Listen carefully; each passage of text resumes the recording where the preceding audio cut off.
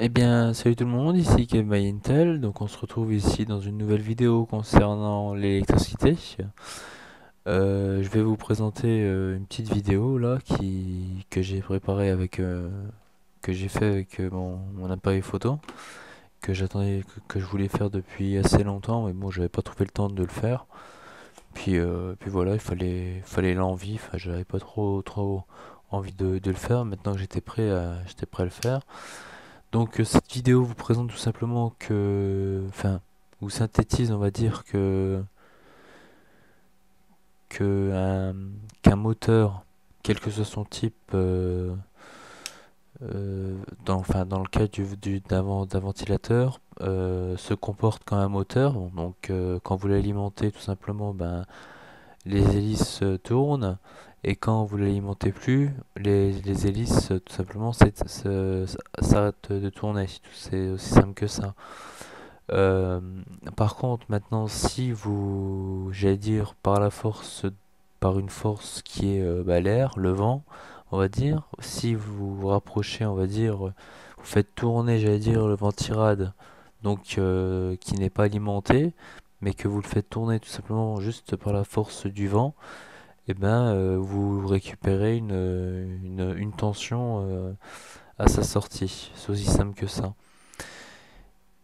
Et l'analogie qu'on pourrait faire, c'est que un- qu'un qu'un moteur, enfin un moteur, que j'allais dire que ce type d'engin, on va dire, se comporte comme un moteur et se comporte comme un alternateur. Donc, sans plus tarder, je vais vous laisser regarder cette vidéo. Et puis, n'hésitez pas à la partager, n'hésitez pas à la commenter, n'hésitez pas à vous abonner. Voilà. Donc là, ce que j'ai fait, c'est que j'ai branché tout seul le ventirad qui n'est pas alimenté au multimètre. Et puis, je vais alimenter, on va dire, si vous voulez. Le problème, c'est que ça va être compliqué. Il va falloir que je fixe. Je vais fixer, attendez. Je vais fixer le ventirad, comme ça au moins je pourrais tenir le téléphone en même temps, parce que sinon, j'y arriverai pas. Voilà, finalement, j'ai réussi à bien fixer, j'allais dire, le ventirad. Le ventirad qui affiche pour le moment 0 volts, hein, voilà, qui affiche 0 volts. Et moi, ce que je vais faire maintenant, c'est tout simplement alimenter le, pour terminer ce TP, alimenter le ventilo externe, le rapprocher pour que le ventilo, pour le, pour faire tourner le ventirad qui n'est pas alimenté, donc voilà, et en faire une petite conclusion, voilà. Pour voir, pour voir, pour voir ce qu'il en est. Bon, j'alimente, voilà, et je vais rapprocher le ventirad de celui-ci. Et puis je vais voir en même temps la tension aux bornes du ventirad. Donc là, le ventirad se met à tourner et on voit que la tension, tout doucement, elle augmente. Vous voyez? Je rapproche un peu plus. Voilà. Pas trop parce que sinon mon scotch va se barrer. On voit bien qu'on récupère une tension à la sortie, vous voyez? Vous avez vu? Je peux même, voilà, c'est que 1 volt même. Je sais pas si je peux rapprocher plus. Parce que le problème c'est que j'ai mes scotch qui tiennent pas trop. Mais voilà quoi.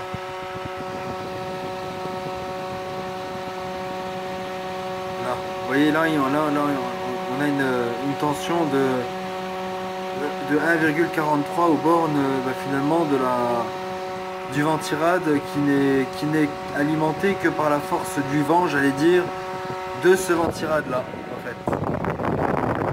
Et là, donc, ça chute tout simplement parce que le ventirad s'arrête de tourner. Voilà. Là j'enlève mon ventirad. On est à quasiment à zéro. Hop, je vais le rapprocher pour refaire. alimenté.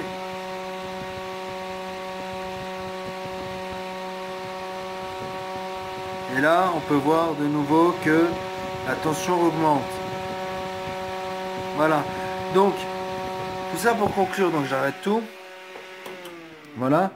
Tout ça pour conclure que finalement, un ventirad, c'est un moteur finalement. Je peux pas, le schéma d'un moteur, je pense que vous le connaissez. C'est deux aimants, si vous voulez. Attendez, je vais peut-être vous le faire. Si vous voulez, ici, vous avez une bobine de cuivre, simplement, et tout au long, si vous voulez, tout au long de cette bobine, vous avez des petits aimants en fait. Des petits aimants qui tournent, eux, qui sont en mouvement avec l'hélice, si vous voulez. Et ça, bah, quand ça fait rotation, tout simplement, quand ça fait... Donc voilà, ça on pourrait l'entourer. Ça, c'est relié. Enfin, les aimants et ça, c'est relié, la bobine reste fixe, hein. D'accord? Et puis, vous avez je sais pas comment je pourrais représenter ça. Vous avez votre ventirad, quoi. J'allais dire, voilà. Vous avez votre ventirad comme ça, voilà. Et voilà, c'est pour conclure que finalement, ben, j'allais dire avant tirade. Et puis on peut faire même une analogie avec, j'allais dire j'allais dire une production d'électricité qu'on connaît très bien, c'est les éoliennes. Bah, les éoliennes fonctionnent comme ça, tout simplement. L'éolienne fonctionne exactement comme je vous ai montré là.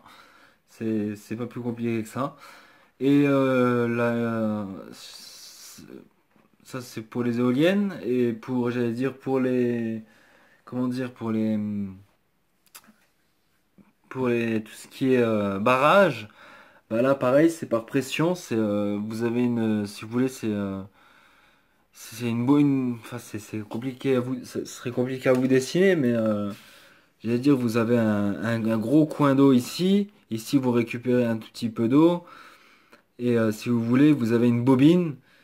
Une grosse bobine qui prend, si vous voulez, qui prend de la flotte, qui fait tourner, vous avez de la flotte qui arrive, et puis ça fait tourner la bobine, voilà, ça fait tourner la bobine, et puis vous récupérez, enfin, vu la force du truc, et puis après vous récupérez de la flotte, quoi.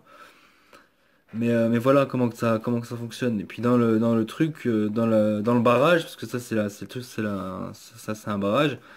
L'éolienne, les systèmes d'éolienne, je vous l'ai montré, mais ça, les systèmes de barrage, je vous l'ai pas montré. Et ben, ça fonctionne comme ça. C'est aussi simple que ça. Donc voilà, finalement, vous payez cher l'électricité, mais pour rien. Parce que franchement, là, je viens de démontrer que finalement, j'allais dire, vous mettez une grosse éolienne dans votre jardin, finalement, et puis vous récupérez, puis vous récupérez finalement une énergie gratuite, quoi. J'allais dire. Bon, après, j'allais dire